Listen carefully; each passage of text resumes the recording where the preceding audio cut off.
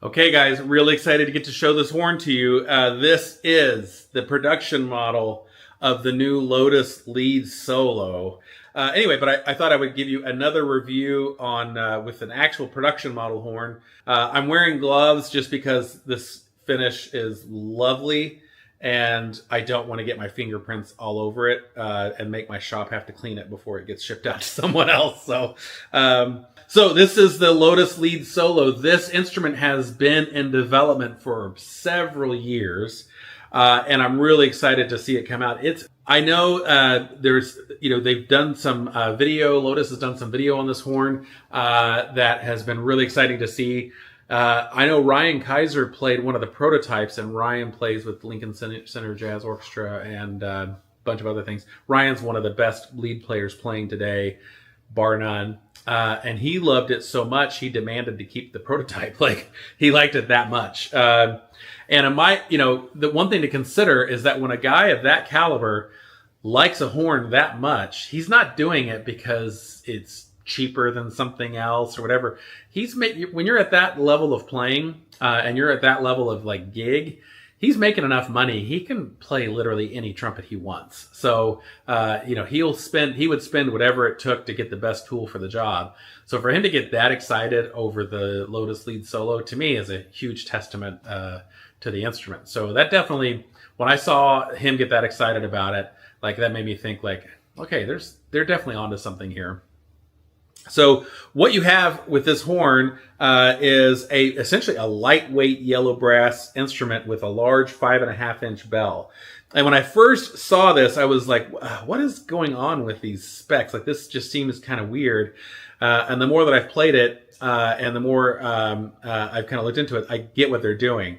With the idea of this being the lead horn, that this is, you're playing first in jazz band or first in your marching band or some ensemble where you're supposed to be the voice that everyone else is hearing and keying off of. This big 5.5-inch bell is this thing just will cover the ensemble in sound for sure. So it's a great choice for that. It's a lighter weight than some of the other Lotus instruments. Matter of fact, let's just weigh it real quick. Let's find out exactly. I don't have another Lotus here currently, like the classic, whatever.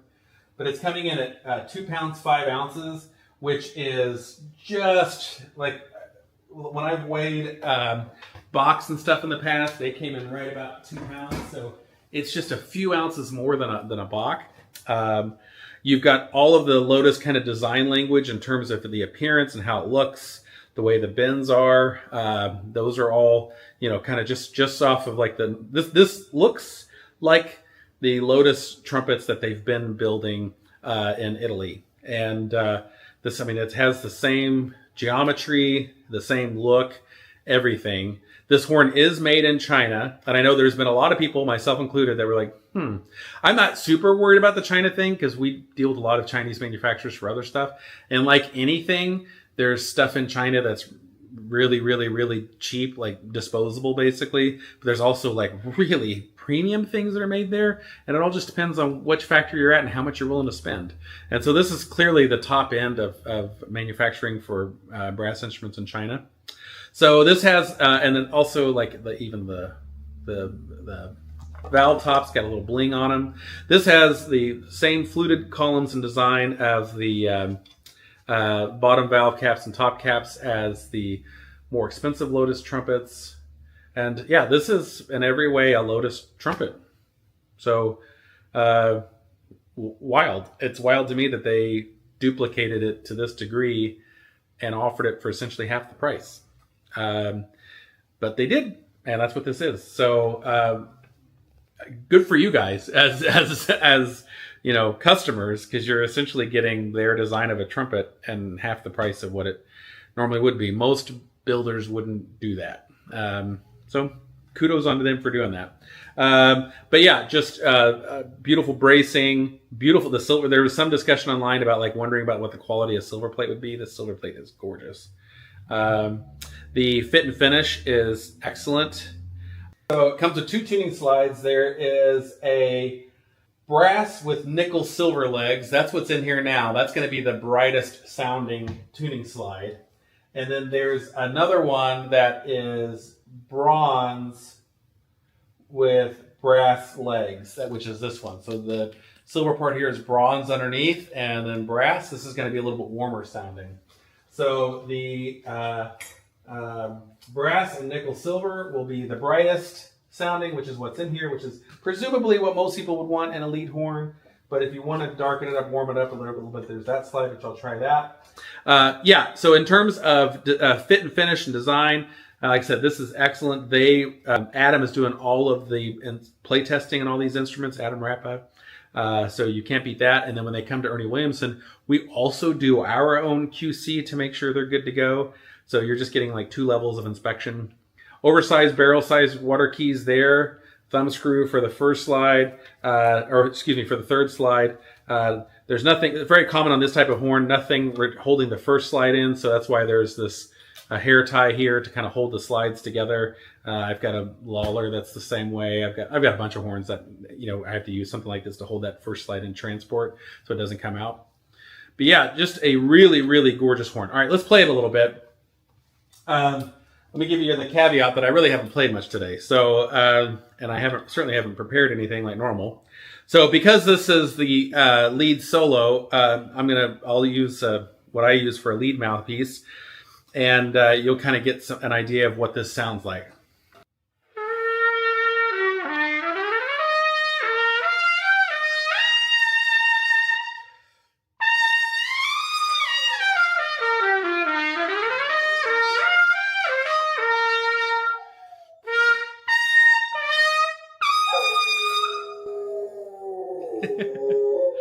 Sarge approved. All right, here we go.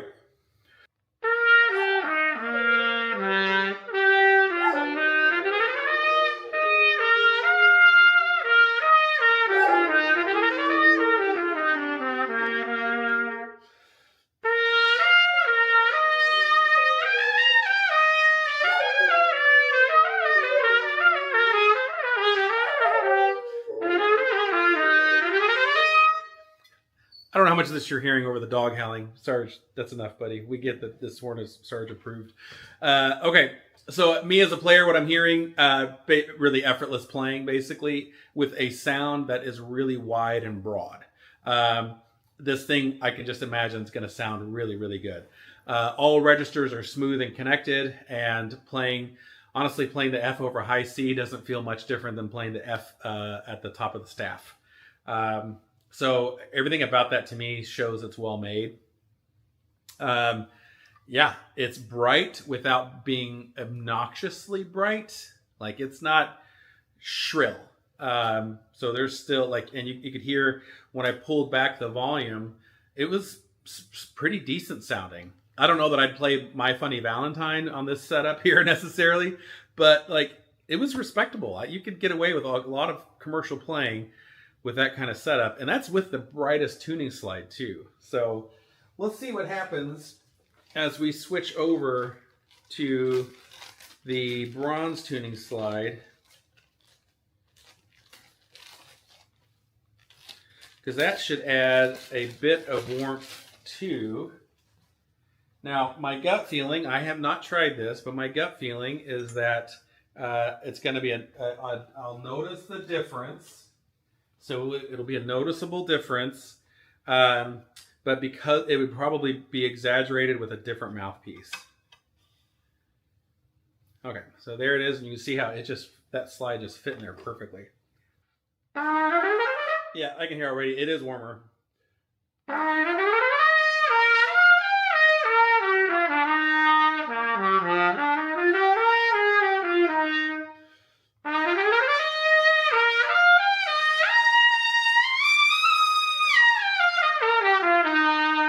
Yeah, it makes more of a difference than I thought. I thought with this mouthpiece that the shallowness of the mouthpiece and the tight backbore would kind of override anything that might happen here in the tuning slide, and I was wrong. That's actually a very nice, reasonable sound.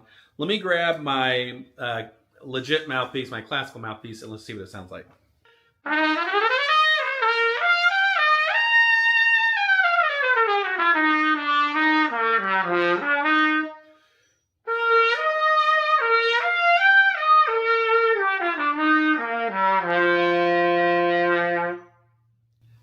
really nice.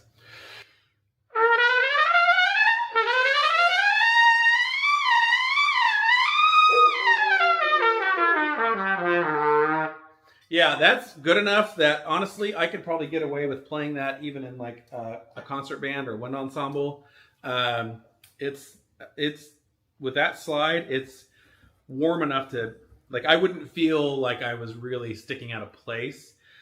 For me personally, I still like a darker sound in those types of groups because I'm an upstream player and my sound tends to already kind of have that zing to it. I'm very sensitive about that, and when most players play with a sound that's a little more dull, and I want to try to blend with them. Leave comments aside for that, but and an overly bright sound also can just, poke through the fabric of the ensemble. So trying to take some of the brightness off. So for me, I wouldn't choose this horn as a horn that I would use in like a wind ensemble or something. But if this was what was in my case and I showed up to a wind ensemble thing and I had both slides, I'd put the slide in, put my concert mouthpiece in, and I'd feel fine. I wouldn't feel like, oh, yikes. I think it, I'd feel okay for doing that. So I think this horn is versatile enough for that. But this is really designed at that person who wants more of like that first trumpet type sound. You want an instrument that is going to like kind of cover the section, that is going to fan out to the rest of the ensemble to hear that lead trumpet sound, and then we'll project out into the hall where the audience is at. This horn does that, all for a super, super reasonable price. Let's talk one more thing. This is already a long video, I'm sorry. One more thing. How does this compare to other horns out there that are doing a similar thing? In my mind, some of the top lead horns right now would be the Yamaha Wayne Bergeron LA model, the LA2, the Stomvi VR2, and I would put this right up there, but they're different. So the Stomvi VR2 and the Yamaha, very similar kind of horns. This one is kind of like that, but with just a broader sound. So if you want a bigger, broader sound and with a slightly different feel, there's a little bit less resistance in this horn maybe than what those others will have, then I think that the Lotus Lead Solo is a really, really nice choice, especially at its new price. You can't beat that. So I do, though, to be clear, I do really still like the Stomvi and the Yamaha Wayne Bergeron. Those are great horns. If you want a more traditional, like bell size, more traditional form factor, but a great lead horn, those are two of my favorites as well. There's a few other horns. Carol Brass makes a few things that are really nice, especially in that price point. But those are kind of my go-to favorites of things that are widely available, still in production today. So anyway, yeah, friends, I'm a fan. I like this horn quite a bit. If you'd like to get one of these for yourself, just head over to ErnieWilliamson.com and you can type in the search bar Lotus Lead and see if this comes up. If it was me choosing, I'm going to choose either silver plate for maximum brightness or the brushed lacquer for a little more versatility. The brushed lacquer would make the instrument a little bit darker and warmer sounding at lower volumes, and then would be essentially almost just as bright when at higher volumes. So I like the brushed lacquer, but some people also either just need maximum brightness, they like the longevity of silver plate, which will last longer than lacquer, or sometimes they just visually, they like the way the silver looks. So if that's for you, do that. Not as big of a fan of the brushed raw brass, but you may love that look. It will tarnish over time, so just make sure you know that.